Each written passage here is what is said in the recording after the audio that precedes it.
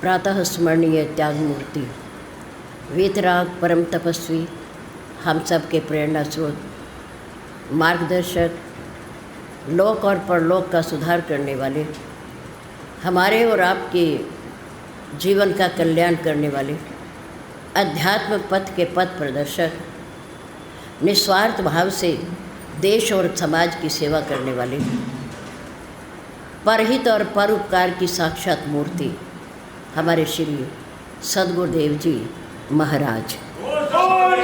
सद्गुरुदेव अर्चनीय वंदनीय धर्म स्वरूप पुरुष समाज, भक्ति स्वरूपा मातृशक्ति प्यारी बहनों, प्रातः काल की शुभ वेला में श्री नीलकंठ धाम के पावन प्रांगण में परम पूज्य गुरुदेव जी के चरणारविंद में परम पिता परमात्मा को साक्षी मानते हुए अपने अपने पैरों की चौकड़ी लगाकर बैठते हुए, शरीर को सीधा रखते हुए, मन को अपने पास लाते हुए, चित्त वृत्ति को एकाग्र करके बैठते हुए, चेहरे को मंच की ओर रखते हुए, आंखें खोल करके बैठते हुए, किसी भी प्रकार की हलचल को रोकते हुए, शांति का दान देते हुए, समय का सदुपयोग करते हुए, धर्ममय वातावरण में धर्म की चर्चा, जीवन सुधार की चर्चा, प्रभु की पवित्र पावनी चर्चा कहने और सुनने का प्रयास कीजिए। धन्यवाद। परमपिता परमात्मा के आशीर्वाद से, पूज्य गुरुदेव जी की कृपा से, यहाँ की सम्मानित सभा के सदस्यों के द्वारा आप लोगों के सहयोग से धर्म चर्चा के लिए रखा गया ये 7 दिन का आयोजन आज विश्राम की ओर है। इन 7 दिनों में आप लोगों ने बहुत सुंदर सहयोग दिया। समय के अंदर बात को रखा गया और समय के अंदर ही आप लोगों को छोड़ दिया गया और आप लोगों ने अपने अपने गृह कार्य, अपने अपने व्यापार को दिन भर बड़ी कुशलता के साथ देखा। सबसे पहले हम हमारी इस सभा के आदरणीय भैया श्री किशनलाल जी ठक्कर, आदरणीय भैया श्री राजकुमार जी जौली, आदरणीय भैया श्री दीपक जी राजदेव, आदरणीय भैया श्री सुमित जी अरोड़ा आदि आदि सभा के सभी सम्मानित हमारे भाई मन लगा कर के साल भर के बाद इस कार्य को संपन्न करते हैं। समाज की सेवा होती है और इस स्थान की शोभा बढ़ती है। हम उन सभी का हृदय से धन्यवाद करती हैं जिनके कारण प्रभु की चर्चा कहने और सुनने का अवसर मिला। हमारे शहर की विभिन्न कॉलोनियों से आने वाले समाज का भी हम समष्टि रूप से धन्यवाद करते हैं, जिन्होंने अपने जीवन के अनमोल समय में से 1 या 2 घंटे का समय दिया। उनका भी धन्यवाद है। इस आयोजन में मीठे जल का वितरण गर्मी के मौसम में पिला करके आप लोगों की प्यास को शांत किया। हम अपने आदरणीय भैया श्री ओम प्रकाश जी लोटन का भी धन्यवाद करते हैं। जिन्होंने उनका सहयोग किया उनका भी धन्यवाद है। विशेषकर आपके पद त्राण यानी कि जूते और चप्पल, जिन भाइयों ने, जिन बच्चों ने देखभाल की, सुरक्षा की, उनका भी धन्यवाद। जिन बच्चों ने खड़े होकर के सनातन धर्म का प्रतीक मस्तक पर चंदन का तिलक लगाने का कार्य किया, उन बच्चों का भी धन्यवाद। जिन हमारी बच्चियों ने खड़े होकर के प्रसाद वितरण की सेवा की, उनका भी धन्यवाद है। उनका भविष्य सुंदर बन रहा है, अच्छा बन रहा है। उनकी गति और मति दोनों धर्म की ओर जा रही है। हम उन सब का भी धन्यवाद करते हैं।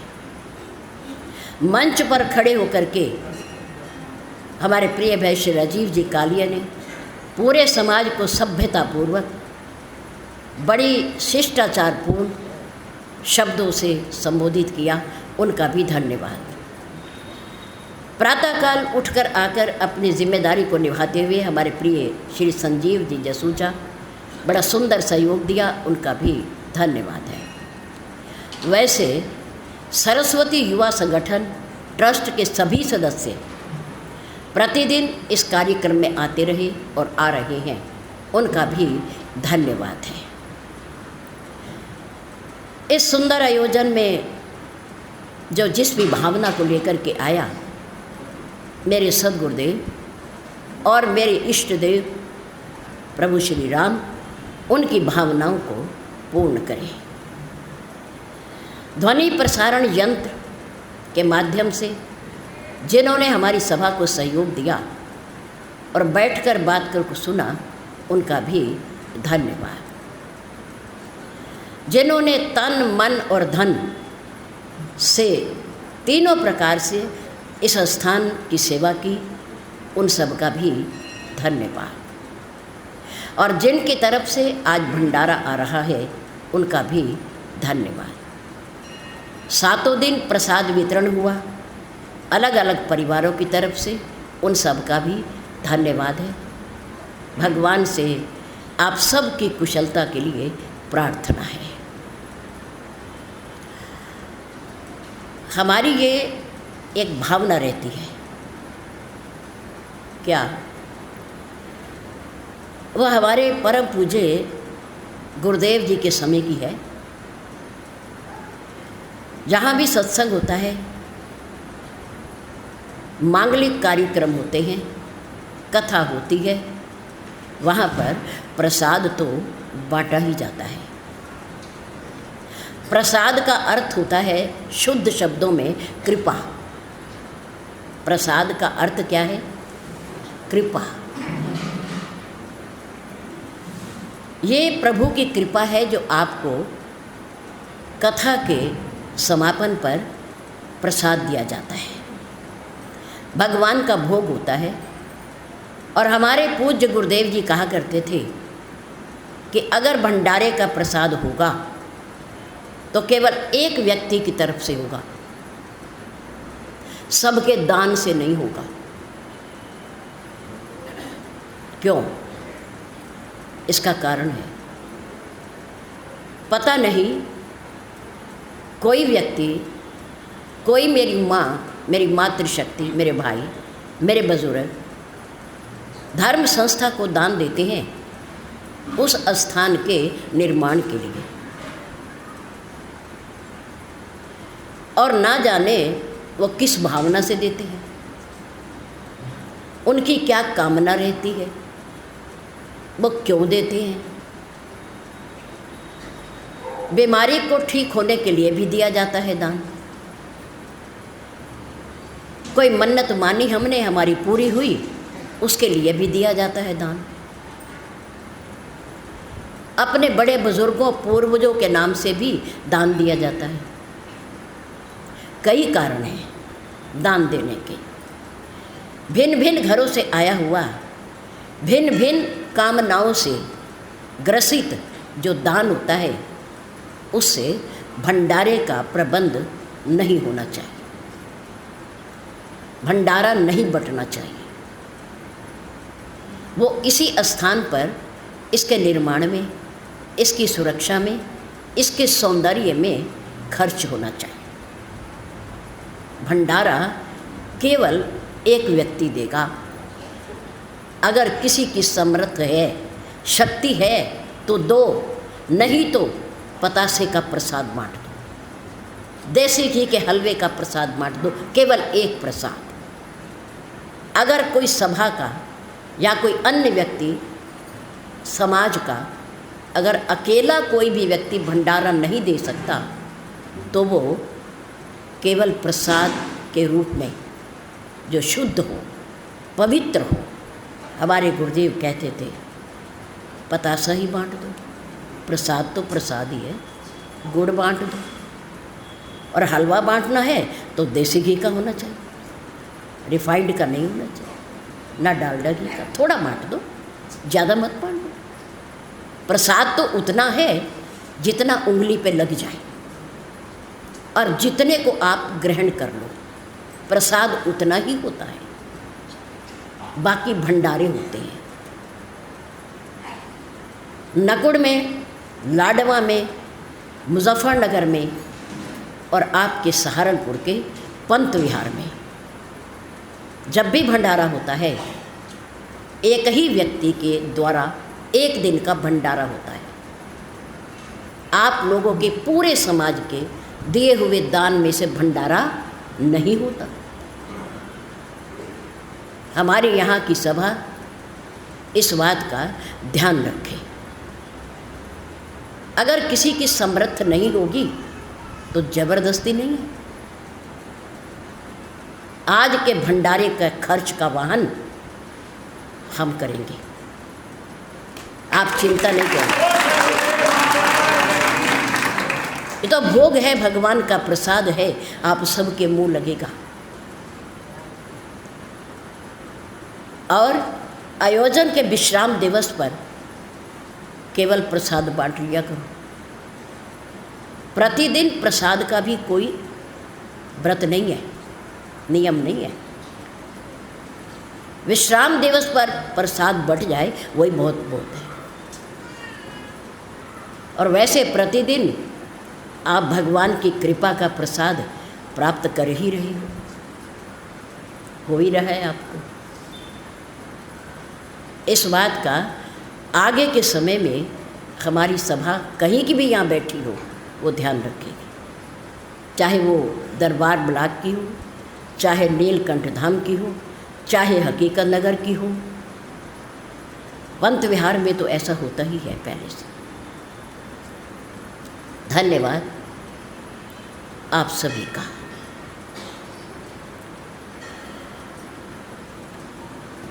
हम मनुष्य, मानव तन, हमने प्रथम दिन आपसे कहा था कि इसमें हमारा कोई ऐसा कर्म नहीं कि भगवान ने हमें मनुष्य शरीर दिया। इसके पीछे, मनुष्य जन्म मिलने के पीछे किसका हाथ है? परमपिता परमात्मा का।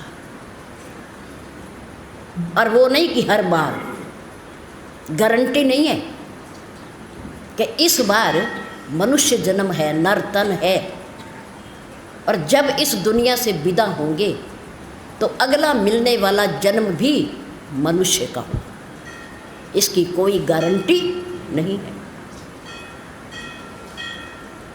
जैसे कर्म किए होंगे वैसे ही योनि में परमात्मा के द्वारा हमें अगला जन्म मिलेगा। इसलिए हमारे गुरुदेव कहते थे कि सृष्टि जब बनती है, जब सृष्टि का निर्माण होता है, तब सभी जीव ब्रह्मा जी के द्वारा मनुष्य बनाए जाते हैं। सबसे पहली योनि भी मनुष्य, और कर्म के बंधनों को खोलने के लिए सबसे अंतिम योनि भी मनुष्य की। 84 लाख योनियां जो हमारे शास्त्रों में वर्णन आता है वो मनुष्य ने बनाई है। किसने बनाई है? मनुष्य ने बनाई है। सत्य है ये, माने या ना माने, प्रमाणित है ये। कोई योनि नहीं थी जब भगवत कृपा से, आदेश से ब्रह्मा जी ने सृष्टि का निर्माण किया। मनुष्य थे सब। मनु से मनुष्य बना, मनु से मनुष्य बना। मनु इस मनुष्य जगत के आदि पुरुष हैं। क्या है वो? आदि पुरुष हैं। इनसे सृष्टि उत्पन्न हुई, निर्माण प्रारंभ हुआ मनु से। जिन ते भई नर सृष्टि अनूपा, मनु और शत्रुपा, इनसे सृष्टि का निर्माण हुआ। मनुष्य योनि बनी और नाना प्रकार की योनियों में भटकता हुआ देखकर, चक्कर खाता हुआ देखकर, आता और जाता हुआ देखकर अपने जीव पर परमात्मा को दया आई, करुणा आई और उन्होंने हमें मनुष्य चोला देकर इस दुनिया में भेजा। हमारे कर्मों से नहीं, पिता की 2 या 3 संतानों में से एक संतान तो निकम्मी हो ही जाती है, जो आज्ञा का पालन नहीं करती, कहना नहीं मानती, नहीं चलती उनके कथन अनुसार। पिता उसे स्वतंत्र छोड़ देता है, जाओ जो तुम्हारी मर्जी हो करो। लेकिन जीवन में वो बच्चा, वो संतान अगर सफल नहीं होती, भटकती रहती है,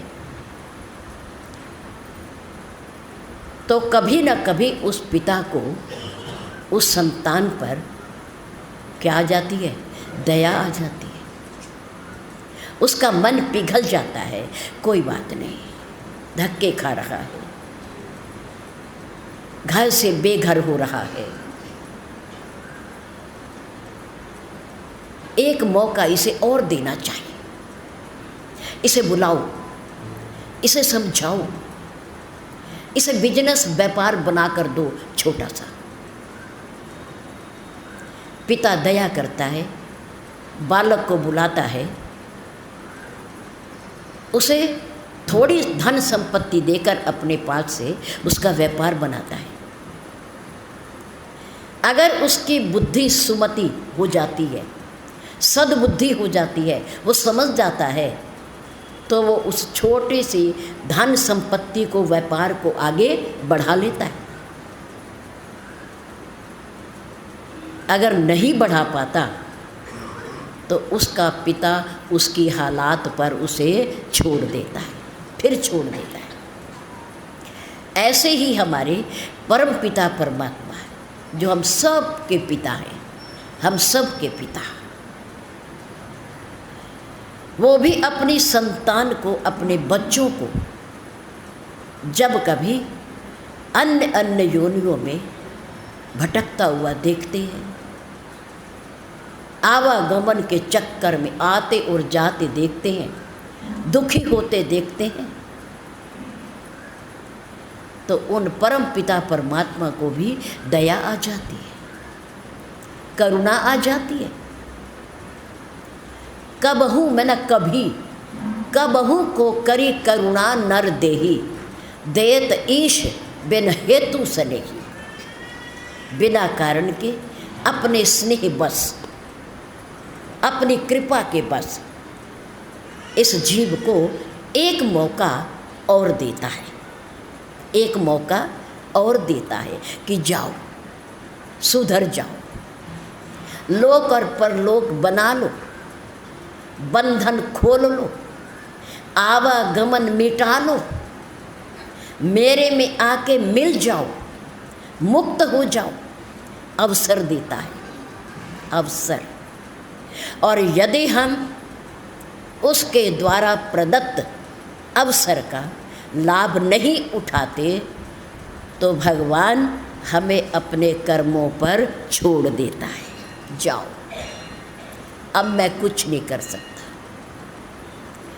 तो हमारे कहने का भाव ये है कि हमारे इस जीवन रूपी रथ की गति और मति, गति और मति, बुद्धि कहाँ जानी चाहिए? धर्म की ओर। कहाँ जाए? पर उपकार की ओर, परहित की तरफ, भक्ति की तरफ, ज्ञान की तरफ, शुभ कर्मों की तरफ जानी चाहिए। आज कल युग में भी, इस कलिकाल के भयंकर समय में भी, ये बीमारियों का घर है कलयुग, समस्याओं का घर है ये कलयुग। इसलिए संतों ने लिखा ग्रंथों में कि कलयुग में ना योग है, ना यज्ञ है, ना जप है, ना तप है और ना व्रत है। इनमें शुद्धता नहीं रहेगी। इन हमारे सनातन धर्म के प्रतीक योग, मख, जप, तप, उपवास, इनके अंदर शुद्धता नहीं रहेगी, पवित्रता नहीं रहेगी। हमारे भोजन में भी पवित्रता नहीं रहेगी, खान पान में भी पवित्रता नहीं रहेगी, साधना करने की शक्ति भी हमारे शरीर में नहीं रहेगी। इसलिए ग्रंथकारों ने लिखा कि कलयुग केवल, जानते हो, सब जानते हो, अगर योग, यज्ञ, जप, तप, व्रत अगर हो सकते शुद्ध भावना से, कामना रहित हो करके हर व्यक्ति कर लेता तो ये पंक्ति लिखने की जरूरत नहीं थी। कल युग केवल नाम आधारा, सुमिर सुमिर नर उतरहि पारा। भाव सागर को पार करने के लिए कलयुग में केवल एक ही आधार है, एक ही साधन है, एक ही साधन है, और वो है परम पिता परमात्मा का पावन नाम। कलयुग केवल नाम आधारा, सुमेर सुमेर नर उतरई पारा। जासु नाम सुमिरत एक बारा, उतरही नर भाव सिंधु अपारा। प्रभु का नाम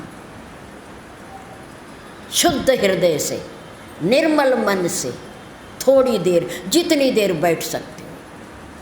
पहले हमारे सनातन धर्म में कई कई दिन के यज्ञ होते थे, कई कई दिन के, और लोग व्रत रखते थे, उपवास रखते थे, तपस्या होती थी, साधना होती थी। लेकिन अब न तो व्यक्ति के पास शरीर रहा, न मानसिक स्थिति अच्छी है, और न शारीरिक ताकत है, और व्यक्ति के पास समय भी नहीं है, समय भी नहीं है। इसलिए जितनी देर आपका मन प्रभु के सिमरन में, चिंतन में, माला घुमाने में लग सकता हो, उतनी देर बैठ करके जप कीजिए, उतनी देर। सतयुग में मनुष्य की आयु 1000 वर्ष होती थी। कितने बरस? 1000 वर्ष। त्रेता में आकर के कम हो गई, द्वापर में आकर के उससे भी कम हो गई। अब कलयुग में तो सैकड़े भी नहीं है, 100 भी नहीं है। कोई भाग्यवान, कोई नियम संयम वाला व्यक्ति, जिसके खाने का, सोने का, जगने का नियम होता है और उसका पालन करता है, उसकी भले 100 हो जाए, लेकिन आजकल 100 की भी आयु नहीं है। इस कलयुग की जिसमें हम बैठे हैं, हमारा और आपका जन्म हुआ है, इस कलयुग की आयु है 4,32,000। 4,32,000। द्वापर की इससे दुगनी, द्वापर में ना दो गुना, 4,32,000 को 2 से गुना कर दो। त्रेता 3 गुना, 4,32,000 को 3 से गुना कर दो। और सतयुग, एक कल्प के 4 चरण होते हैं, एक कल्प के 4 चरण होते हैं। चारों चरणों की आयु अलग अलग होती है।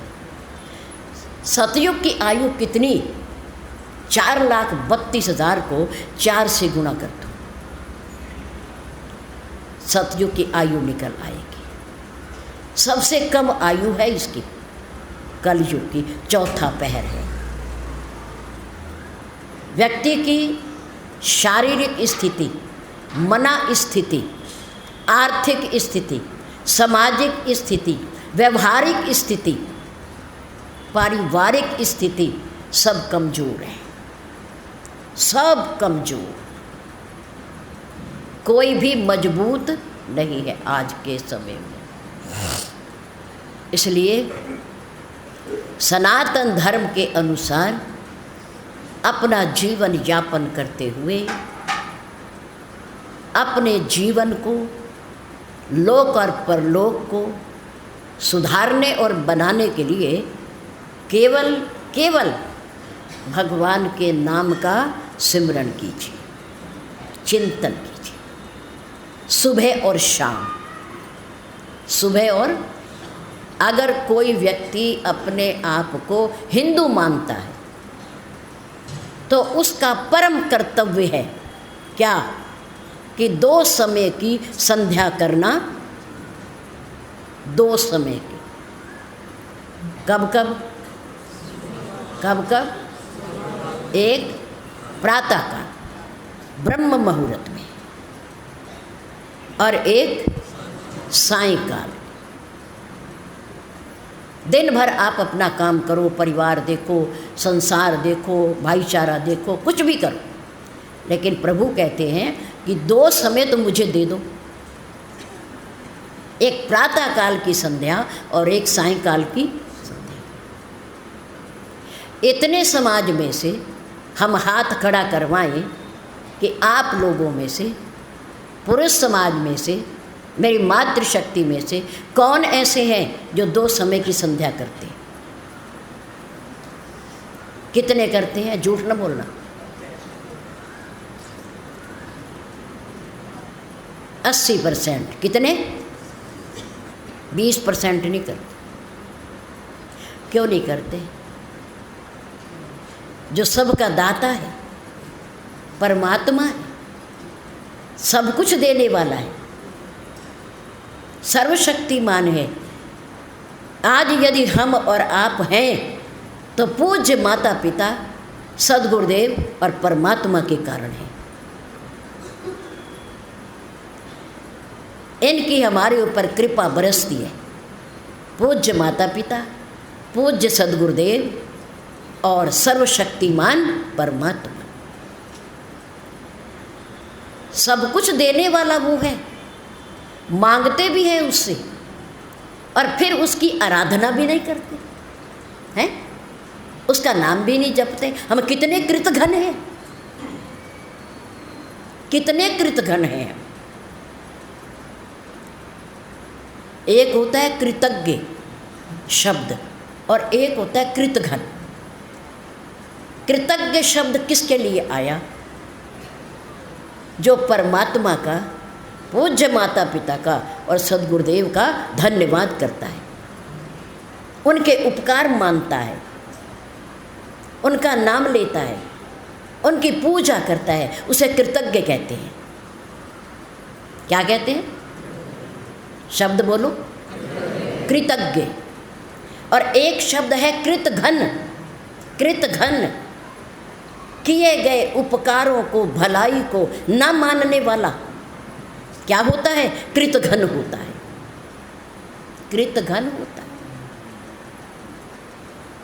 हमारे गुरुदेव एक बड़ी कड़वी बात कहा करते थे, याद रखो, जो प्रकृति के, देवताओं के, सदगुरुदेव के, माता पिता के और परमात्मा के द्वारा किए गए उपकारों को नहीं मानता और उनके ऋणों को उतारने का प्रयास नहीं करता, उस कृतघ्न व्यक्ति के मांस को कुत्ते भी नहीं खाते। याद रखना, यह मंच के माध्यम से मेरे पूज्य गुरुदेव जी ने कई बार कहा, आपने सुना। कृतघ्न। मेरे राम अपने छोटे से सेवक के द्वारा किए गए उपकार को भी मानते हैं। बताओ, जबकि वो परमात्मा है, वो सर्वशक्तिमान है, लेकिन फिर भी वो कहते हैं अपने पूज्य गुरुदेव महर्षि वशिष्ठ के सामने अयोध्या जी की धरती पर अपने साथियों का परिचय करवा रहे हैं, क्योंकि बानरों से, बानरी सेना से तो महर्षि वशिष्ठ पहली बार मिले। वनवास के बाद महर्षि वशिष्ठ जी चित्रकूट पर मिलने तो गए, लेकिन उसके बाद कभी नहीं मिले, कभी नहीं मिले। फिर जब राम अयोध्या वापस आए, लंका को जीत कर, रावण का वध करके, और अयोध्या के बाहर मैदान में जहाँ सारा जन समुदाय इकट्ठा हुआ, वहाँ गुरुदेव भी आए, पूज्य गुरुदेव भी आए। और पहले बानरी सेना को, अपने मित्रों को बुलाया और अपने पूज्य गुरुदेव जी के का परिचय करवाते हुए कहा कि इन्हें प्रणाम करो, इन्हें प्रणाम करो। आपको नहीं पता ये हमारे कौन है, ये हमारे कौन है। पहले राम जी ने प्रणाम किया और फिर अपने साथियों को बुलाया और कहा आओ, गुरु वशिष्ठ कुल पूज्य हमारे, इनकी कृपा दनुज रन मारे। आओ प्रणाम करो, तुम भी आशीर्वाद ले लो। ये जो हमने लंका में, वन के मार्ग में बड़े बड़े राक्षसों का वध किया, वो इनकी कृपा से हुआ, इनकी कृपा से। मेरा कोई कौशल नहीं, मैंने कुछ नहीं किया, मैंने इनकी कृपा से उनको मारा है, वो मरे हैं इनकी कृपा से। देखो मेरे राम का चरित्र, मेरे राम के गुण, मारा मेरे राम ने। और नाम किसका ले रहे हैं? पूज्य गुरुदेव का। इनकी कृपा दनुज रन मारे, बड़े बड़े राक्षस युद्ध में हमने मारे, इनकी कृपा से मारे। अपने पूज्य गुरुदेव को महत्व दे रहे, उनको श्रेय दे रहे कि ये सब कृपा मेरे गुरुदेव की है, मेरा कुछ नहीं है इसमें। तुम समझो राम ने मारे, नहीं, मेरे गुरुदेव ने मारे। इनकी कृपा न होती तो मैं मार ही न सकता, इनकी कृपा से। और अब मेरे राम ने अपने सखाओं को, मित्रों को कहा, गुरुपद लागू सबन सिखाए। सबको कहा झुक के प्रणाम करो इनको, इनकी कृपा से सब काम हो गया, इन्हें प्रणाम करो। और क्या कहा कि मेरे लिए हे गुरुदेव, गुरुदेव का परिचय देते हुए सारा श्रेय उनको दे दिया। और मित्रों का परिचय करवाते हुए मेरे राम कह रहे हैं मम हित लागी जन्म इन हारे। पूज्य गुरुदेव, ये जो आप देख रहे हो ना वानरी सेना, मेरे साथी, मेरे मित्र जो मेरे साथ आए हैं, इन्होंने मेरे लिए अपना परिवार छोड़ दिया, अपना घर छोड़ दिया, अपना बिजनेस व्यापार छोड़ दिया, सारा जीवन मेरे प्रति समर्पित कर दिया, समर्पित कर दिया। धन्य है ये, धन्य है। मम हित लागी जन्म इनहारे, इनको देखो, ये सारा श्रेय इनको जाता है, इधर मेरे गुरुदेव को जाता है। मैंने तो कुछ भी नहीं किया, कुछ भी नहीं किया। मेरे राम कैसा उपकार मानते हैं सबका, क्योंकि मेरे राम कृतज्ञ हैं, मेरे राम कृतज्ञ हैं। छोटे से उपकार को भी बहुत बड़ा करके मानते, बहुत बड़ा करके। हमारे गुरुदेव कहा करते थे कि अगर आपकी कोई वस्तु नीचे गिर गई और भाग के आके किसी ने उठा के आपको दे दी, तो आप उसका धन्यवाद करो। क्या करो? क्या शब्द कहो? धन्यवाद। उठा तो मैं भी सकता था, लेकिन आप भाग कर आए, अपना काम छोड़ कर आए और मुझे उठाकर मेरे हाथ में पकड़ा दे। धन्यवाद। कोई आपके सामने पानी का गिलास लाया हो और आपको प्यास ना हो, तब भी आप जल ले लीजिए और उसको कहिए धन्यवाद, धन्यवाद। आप अकेले चल रहे हैं, आपके कोई पीछे आ रहा है और आपके साथ मिल गया, आप कहाँ जा रहे हैं? मैं आपके साथ चलता हूँ, तो उसे धन्यवाद कहिए। भले ही आपका कोई मतलब नहीं है, लेकिन फिर भी आप उनका धन्यवाद कीजिए। धन्यवाद, कृतज्ञता, कृतज्ञता प्रकट कीजिए कि आपका धन्यवाद, आपने मेरा साथ दिया, आपने मुझे जल पिलाया, आपने मुझे गिरी हुई वस्तु उठा कर दी, धन्यवाद। मुसीबत के समय आपने मेरा साथ दिया, आपका धन्यवाद। और हनुमान जी के उपकारों के प्रति तो प्रभु ने अपने आप को ही समर्पित कर दिया, अपने आप को ही। मेरे राम इतने कृत नहीं है, और कृत घन को वो कभी माप भी नहीं करते। काम लो तो धन्यवाद कहो। भले आपने पानी मांगा, भोजन मांगा, आपको ला के दिया, आप कहो धन्यवाद, धन्यवाद आपका। उसका मन खुश हो जाएगा और आपका ऋण उतर जाएगा, आपका ऋण उतर जाएगा। एक गिलास पानी का भी बहुत बड़ा ऋण होता है। भूख लगी हो, एक रोटी देने का भी बहुत बड़ा पुण्य होता है, ऋण होता है। ये ऋण है हमारे ऊपर, इन्हें उतारने की कोशिश किया करो, प्रयास किया करो, उन्हें धन्यवाद कह दिया करो, आपका ऋण उतर जाएगा। तो हमारा प्रसंग चल रहा था कि श्रामचरितमानस के, उसे आज विश्राम देंगे। पंचम सोपान श्री सुंदरकांड में क्या शब्द था?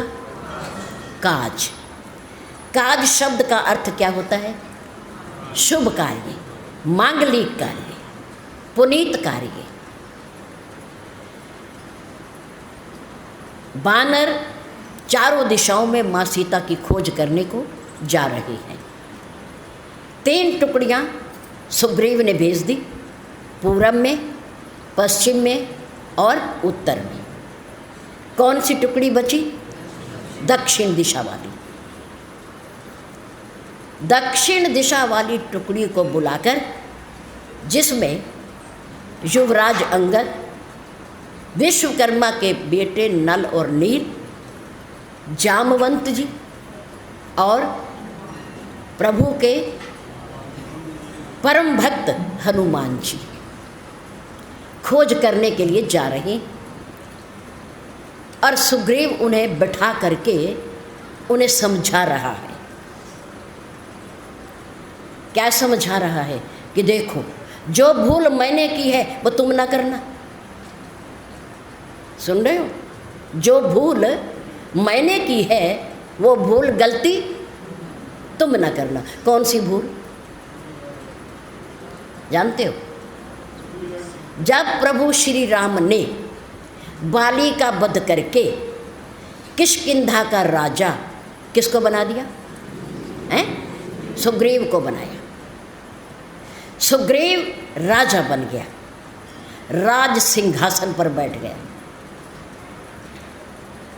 प्रजा उसकी जय जयकार करने लगी। बहुत समय ऋष्यमुख पर्वत की चोटी पर रहकर कष्ट सहता हुआ सुग्रीव बहुत समय के बाद किष्किंधापुरी में आया, परिवार में आया, राज सिंहासन पर बैठा तो उसे बड़ा अच्छा लगा कि कितना सिंहासन सुखदाई है, कितना अच्छा है, आज मैं कितना खुश हूँ। इसी खुशी में, परिवार की मोह ममता में, लोगों की जय जयकार में सुग्रीव ने प्रभु के कार्य को भुला दिया। प्रभु ने ये कहकर भेजा था, सुग्रीव जाओ, वर्षा का मौसम आ गया है, गर्मी बीत रही है, 4 महीने चौमासा बरसात का है, हम आगे नहीं जाएंगे, आगे नहीं बढ़ेंगे, क्योंकि जब बारिश होती है तो छोटे मोटे गड्ढे भी धरती में क्या हो जाता है, भर जाते हैं, पता नहीं चलता कि रास्ता आगे साफ है या नहीं।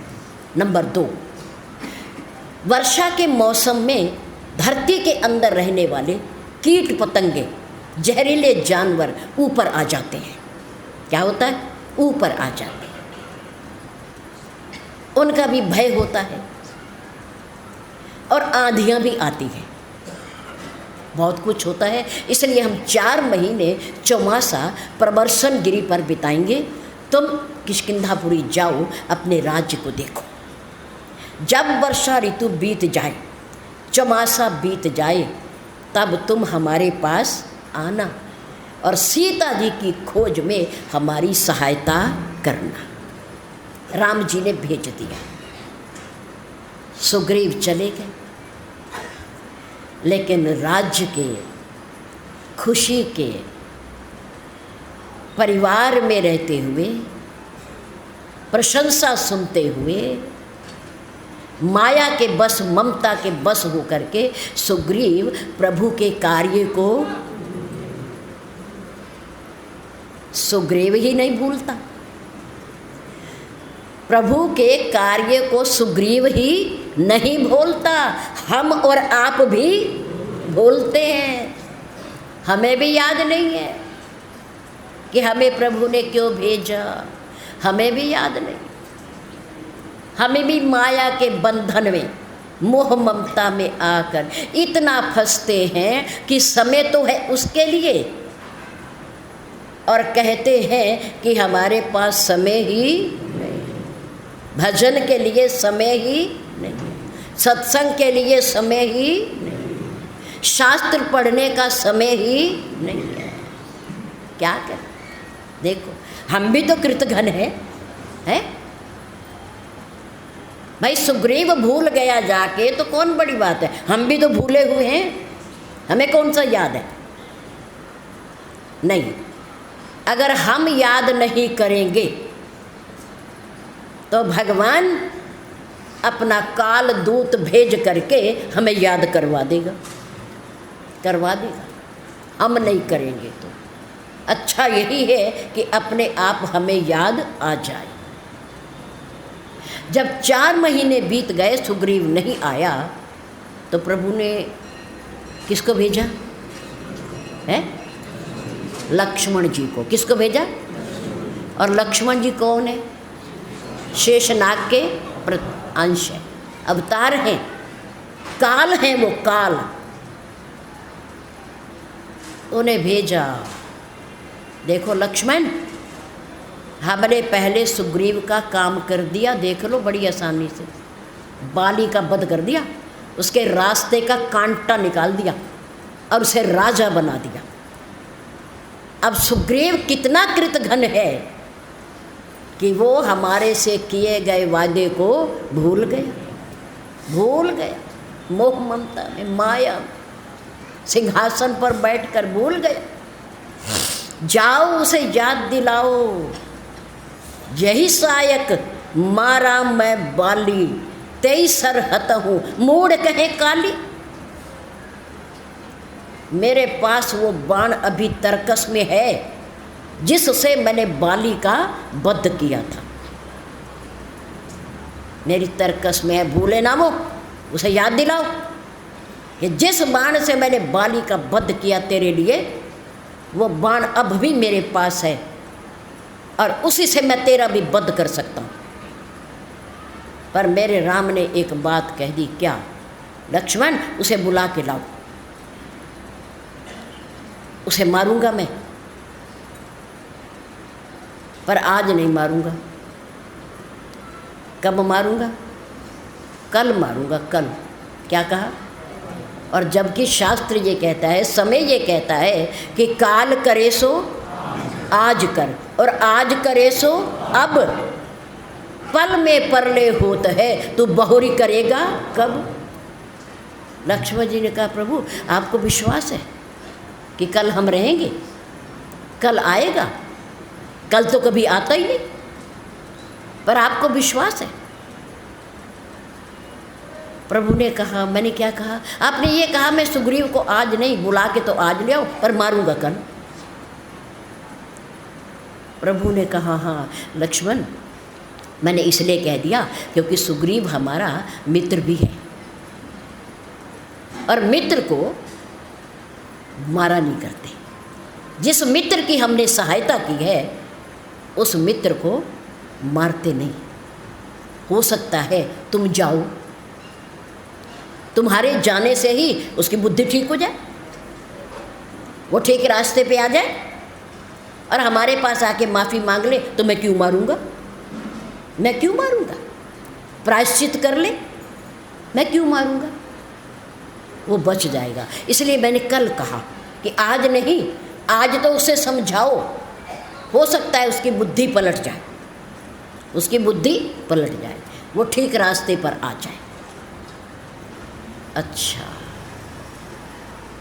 और सुनो, तुम काल हो साक्षात, काल का प्रतीक हो, तुम भी मेरे मित्र सुग्रीव को मारना नहीं। मार तुम भी सकते हो, पर तुमने मारना नहीं। फिर क्या करूं? मुझे भेज क्यों रहे हो? फिर क्यों भेज रहे हो फिर मुझे?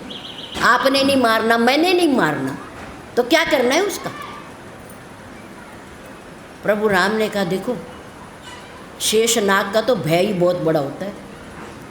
वो ऐसे फन कर दे तो व्यक्ति डर जाता है, चलता हुआ दिखाई दे जाए तो डर जाता है, कहीं बैठा हुआ दिखाई दे जाए तो डर जाता है। आपका तो देखने मात्र से ही आदमी भयभीत हो जाता है। इसलिए हे लक्ष्मण, भय दिखाई ले आवहूँ, अपना भय दिखा के उसे ले आओ, मारना नहीं है उसे।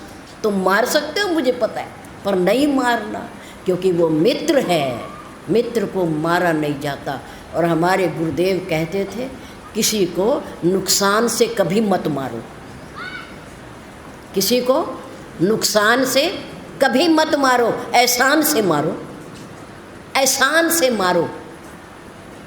नुकसान से मारोगे तो कभी ना कभी उठ खड़ा होएगा और हमारा दुश्मन बन जाएगा, पर एहसान से मारो, उसे इतना दबा दो एहसान से कि फिर दोबारा उठ ना सके, उठ ना सके, हाथ ही जोड़ता रहे। एहसान से मारना है, नुकसान से नहीं मारना। तुम जाओ, भय दिखाई ले आवहूँ, तात सखा सुग्रीव, वो हमारा सखा है, मित्र है, मारा नहीं करते, उसे ले आओ। सुग्रीव आ गए, और क्या कहा प्रभु से? प्रभु क्षमा, दूर से क्षमा, प्रभु क्षमा, माया बस से सुर नर मुनि स्वामी। प्रभु आपकी माया इतनी बलवान है, इतनी शक्तिशाली है कि इसके बस सुर में न देवता, नर में न मनुष्य, मुनि में न बड़े बड़े महापुरुष भी इसमें आसक्त हो जाते हैं। परमात्मा को भूल जाते हैं और प्रभु मैं तो कुछ भी नहीं, ना मैं देवता हूँ, ना मैं मनुष्य हूँ, ना मैं कोई महापुरुष हूँ, मैं तो कुछ भी नहीं। माया बस सुर नर मुनि स्वामी, मैं कपि पशु, मैं कौन हूँ? बंदर हूँ, पशु हूँ, मैं जड़मती हूँ। कपि अति कामी, मैं चंचल बंदर। प्रभु मेरा क्या ठिकाना है? अतिशय प्रबल देव तव माया, छूटे राम करो जो दाया। सुग्रीव ने कहा देखो बांधो मेरे साथियों, ये माया मेरे पीछे भी लगी थी। मैं इसलिए तुम्हें सबसे पहले समझा रहा हूँ कि तजी माया से ये परलोक का, मिटाई सकल भव संभव शोका, और देह धरे कर ये फल भाई, भजिए राम सब काम बिहाई। बड़ी सुंदर शिक्षा दी। एक बंदर ने दूसरे बंदरों को क्या करो कि देह धरे कर,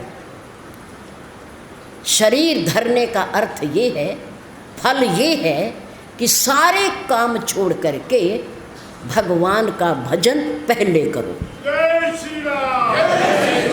प्राथमिकता किसे दो? बोलो, सारे बोलो। प्राथमिकता कैसे किसे दो?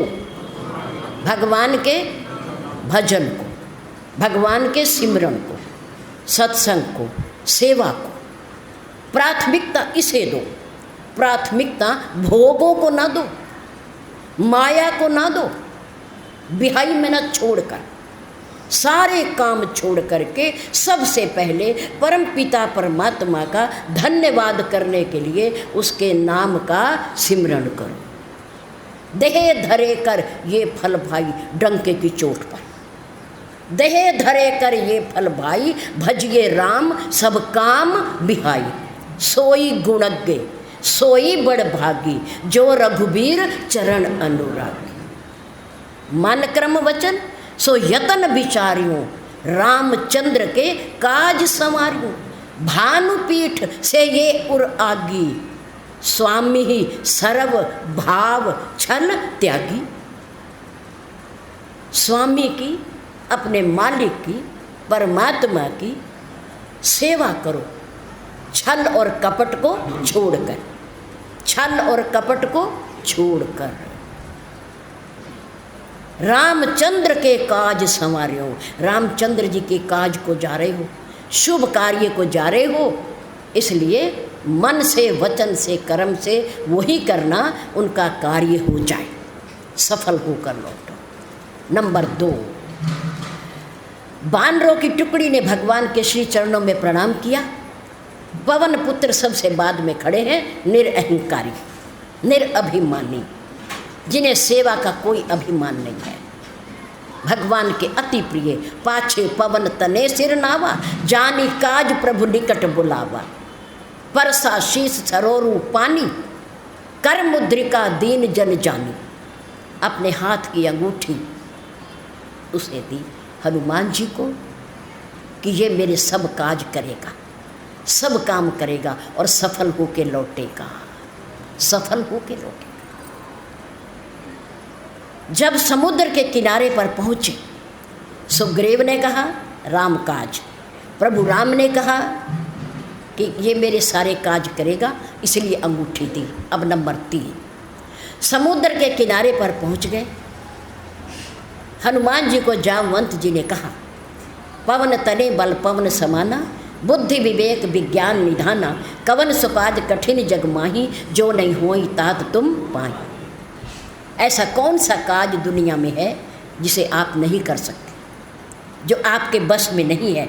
अर्थात आप सब कुछ कर सकते हो, आप बलवान हो, अपने पूज्य पिताजी की तरह शक्तिशाली। ये काम आपको करना है। राम काज लगी तब अवतारा, सुनते भयऊ मैं राम काज के लिए, मेरा सौभाग्य। प्रसन्नता से इतने बढ़ गए, मना कनक भूधराकार शरीर, पर्वत के समान विशाल पर्वत, प्रसन्नता और खुशी से कि मैं और राम काज। अब हनुमान जी राम काज के लिए चले तो सबसे पहले कौन मिली? सुरसा, नागों की माँ, हनुमान जी की परीक्षा लेने आई। उसकी परीक्षा में हनुमान जी पास हो गए और सुरसा ने आशीर्वाद दिया। क्या कहा? राम काज सब करी हूँ, तुम बल बुद्धि निधान। सुरसा ने कहा तुम राम काज के लिए जा रहे हो, मैं तुम्हें आशीर्वाद देती हूँ, तुम सफल होके लौटोगे। क्या करके? सफल होके लौटोगे। आ गए, चल पड़े। अब समुद्र पार करते हुए मैनाक पर्वत दिखाई दिया। क्या दिखा? मैनाक पर्वत। मैनाक ने कहा थोड़ा विश्राम कर लो, समुद्र बहुत लंबा है, विश्राम कर लो फिर आगे जाना।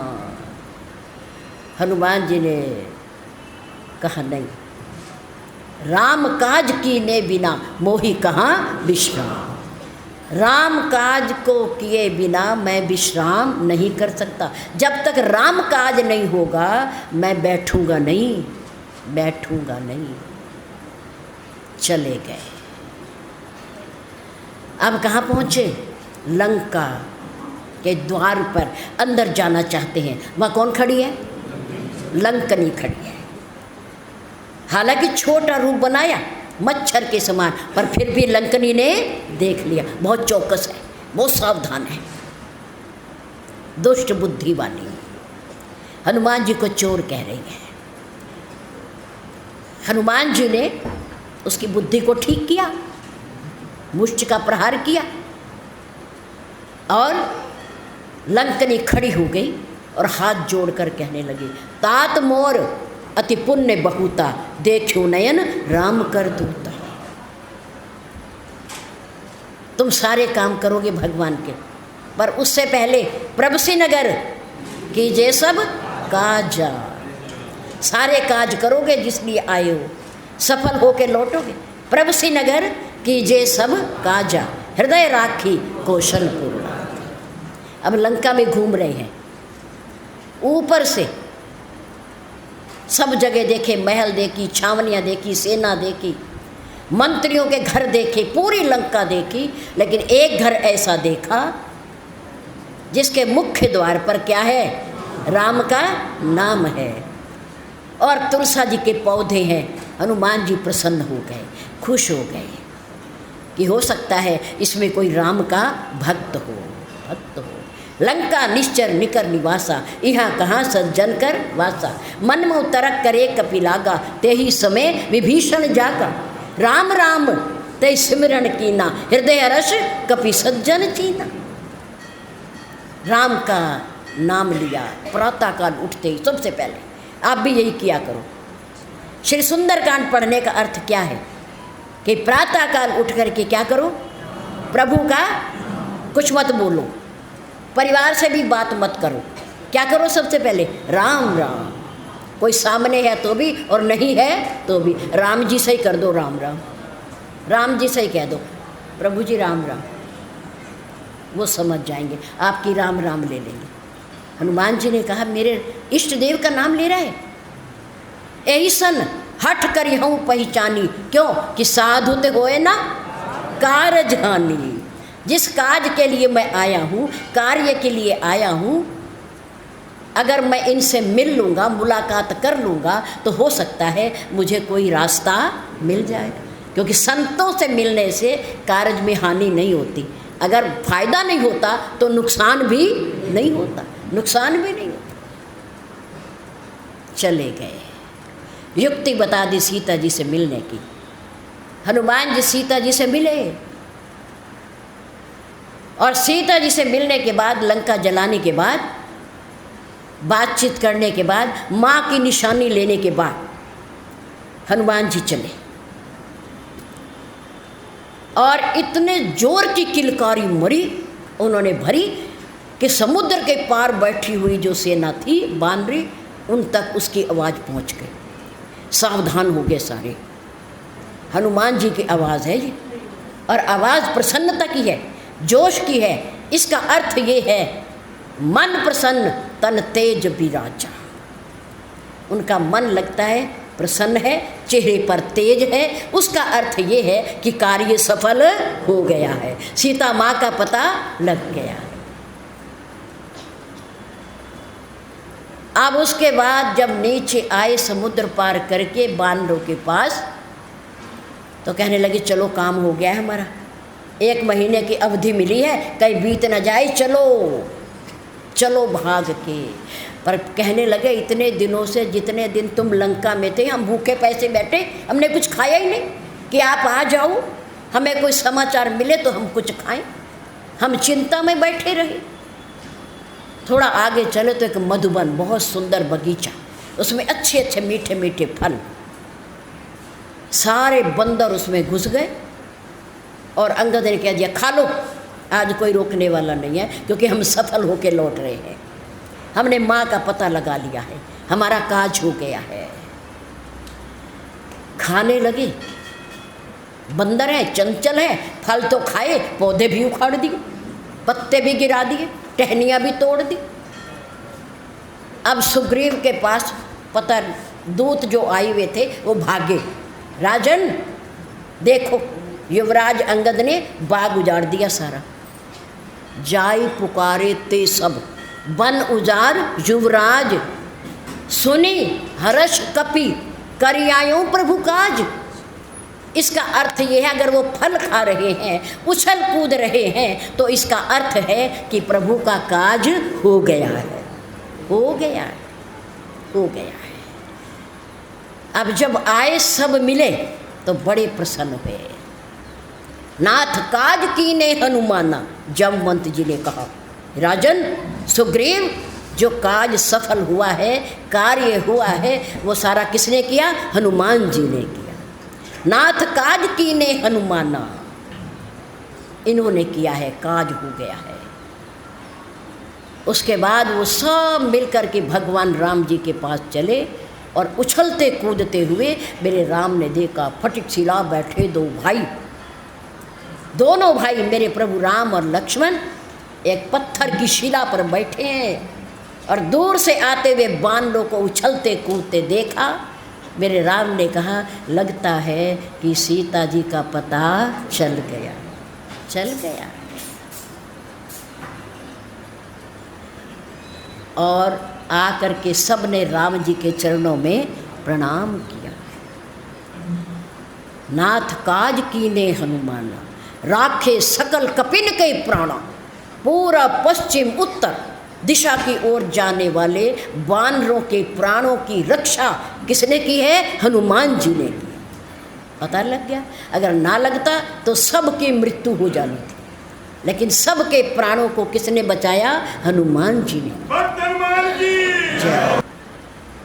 कोई भी कार्य हो, मांगलिक कार्य हो, पुनीत कार्य हो, प्रभु की भक्ति का कार्य हो, करने के लिए जाएं या बैठें तो हृदय में किसे लेकर बैठें? परमात्मा को लेकर। काज सफल हुआ, परमात्मा को साथ लेकर के गए। लंकनी ने कहा प्रदेश में जा रहे हो, मांगलिक कार्य शुभ कर्म करने आए हो, आप सफल हो करके लौटो। इसके लिए ज़रूरी है कि प्रभु श्रीनगर कीजिए सब काजा, हृदय में किसको रखो?